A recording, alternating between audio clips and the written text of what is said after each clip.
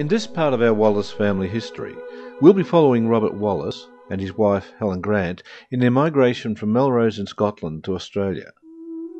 Firstly, though, we'll look at two people who had a large impact on their lives. One of these was Sir Adam Ferguson, son of the famous Scottish philosopher. Ferguson had been a prisoner of the French in the Napoleonic Wars and was later appointed as Keeper of the Regalia of Scotland. He was a close friend of Sir Walter Scott, the celebrated novelist. Here we see Scott seated while Ferguson is standing next to him at the front. At the time, he was Scott's tenant residing at Huntly Burn on part of Scott's estates adjacent to the town of Melrose. In 1838, Robert Wallace was employed by Ferguson as a shepherd and perhaps as a part-time coach driver. He and Helen and their three children, William, Ferguson and Nancy, would have lived on Huntly Burn. Robert and Helen must have thought highly enough of Ferguson to name their second son after him. The other person of note in this story is the Reverend John Dunmore Lang.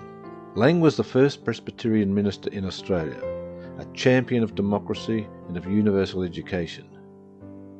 In the 1830s, the clearances in Scotland and Ireland and the Industrial Revolution left many unemployed and destitute in Britain.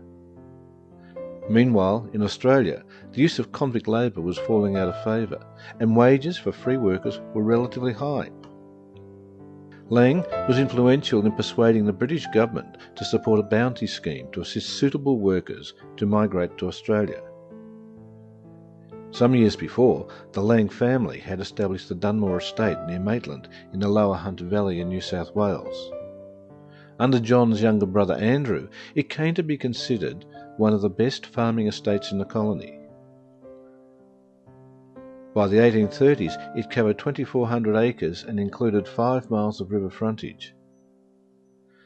In 1833, as if to mark the family's success, Dunmore House was built. 5 years later, in 1838, Dunmore was home to over 120 workers and their families, and it was here that Robert and his family were destined to come. Meanwhile, at Melrose, it was a few years after the death of Sir Walter Scott, and Adam Ferguson was soon to leave Huntly Burn. With widespread unemployment and wages falling, Robert must have seen little future in remaining in Britain. So in December of that year, probably after a final Christmas with their extended families, Robert, Helen and their children left Melrose on the first stage of their journey to Australia. Helen was again pregnant. Their journey was shared with George Broomfield, a shepherd, also from Melrose, and his wife Elizabeth, and their children Margaret, Thomas, Robert and Alexander. While the Broomfields were ultimately to be employed on another property in the Hunter Valley, 20 years later, Robert Broomfield and Nancy Wallace would be married. It was, of course, midwinter, and a journey by coach or wagon would have been very cold and uncomfortable, particularly for those riding in the cheaper seats, braving the elements. The journey from Melrose took them over the hills of Northumberland to Newcastle and then on to Leeds, Manchester and Liverpool. In Liverpool, their ship, the Formosa, had been forced into the wharf by a storm, and its departure was delayed for 3 weeks while repairs were made.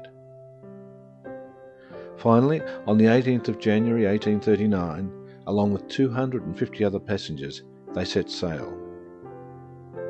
Being bounty passengers, the Wallaces and Broomfields would have travelled in steerage, enduring cramped conditions, poor ventilation, meagre rations, and virtually no privacy. On the 21st of March, they reached Cape Town.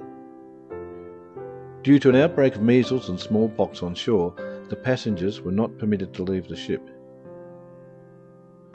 12 days later, on the 2nd of April, they sailed on into the Indian Ocean.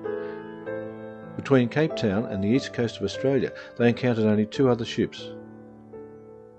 One of these had been damaged in a storm and had lost most of its provisions. Under the law of the sea, the Formosa would have shared what it had. From then on, rations in steerage must have been very thin indeed. During the 4-month journey, one passenger was lost overboard, and whooping cough took the lives of 15 children and one sailor. One of those children was 3-year-old Alexander Broomfield. In the same period, 8 children were born. On the 20th of May, no doubt with great relief, they reached Sydney, and the newspapers at the time reported that it was a fine sunny day. However, travelling from Sydney to the Hunter district by road at that time involved a very long and arduous journey. It is more likely that they travelled by paddle steamer, possibly on the Tamar, the Sophia Jane, or the William IV, all of which were operating at the time. After a call at Newcastle, they would have proceeded up the Hunter River to the village of Morpeth. On landing at Morpeth, they might have been taken by punt across the river and then walk, or been taken by wagon for the 5 kilometres to the Dunmore farm. Their other option was to take a smaller vessel for the short journey to Woodville, which is directly opposite Dunmore across the Patterson River. On arrival on Dunmore, they would have joined other workers who were accommodated in simple timber huts located next to the river. This building, which served as the first schoolhouse at nearby Largs, was originally one of the workers' cottages on Dunmore. This smaller hut is the last of the workers' houses on the original site. It is said to have been occupied up until the 1940s.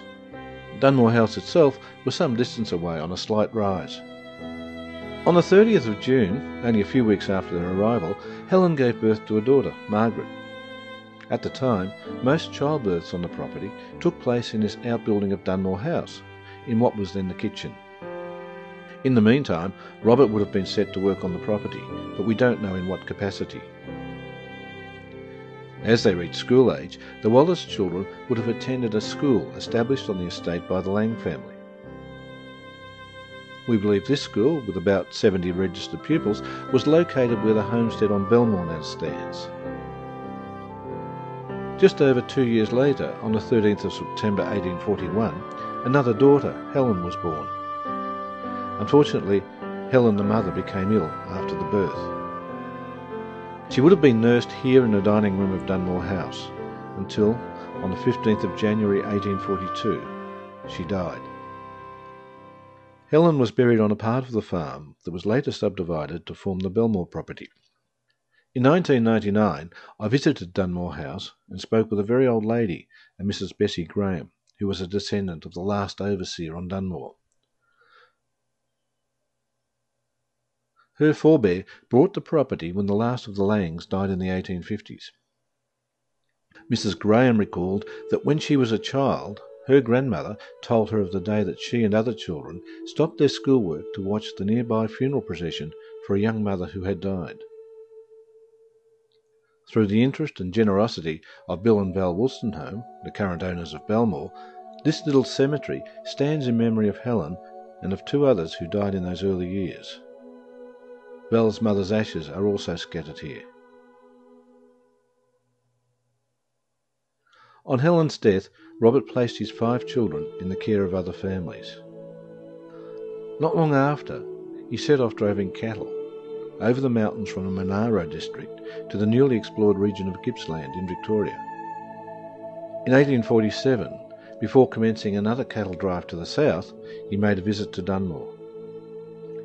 When he left, he was accompanied by his sons, William, aged 14, and Ferguson, aged 12.